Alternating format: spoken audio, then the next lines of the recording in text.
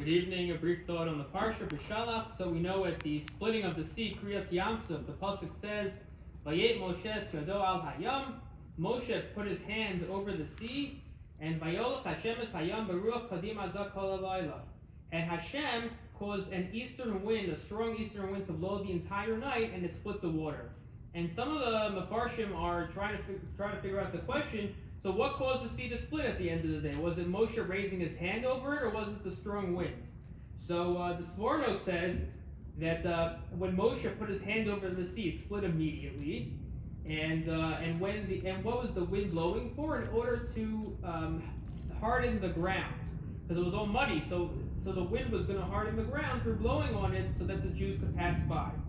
But the pshat of the pasuk, this pasuk pshat seems to be the simple reading that by Moshe raising his hand over it, that started the process of the wind blowing, which blew throughout the night, and that's what split the sea. It wasn't it didn't happen in one moment.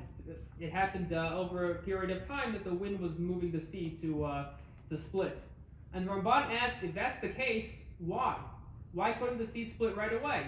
Why did Hashem have to do it? So Moshe would put his hand over it, the wind would blow.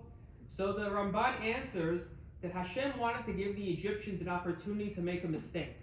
Why? Because if the Egyptians saw Moshe raise his hand and the sea split right away, they would see this is a clear miracle.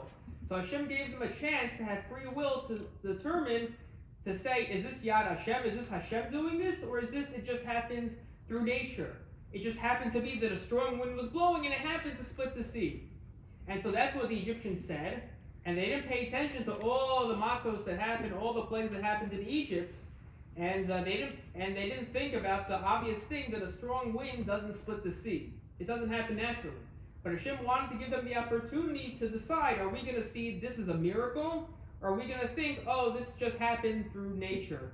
And I think also, we'll end with this for our lives. Sometimes we have miraculous occurrences which might seem just like nature. And you could just say this is a natural course of things. One example being the modern state of Israel. A miracle. We have a state, incredible, against all our enemies, everyone around us.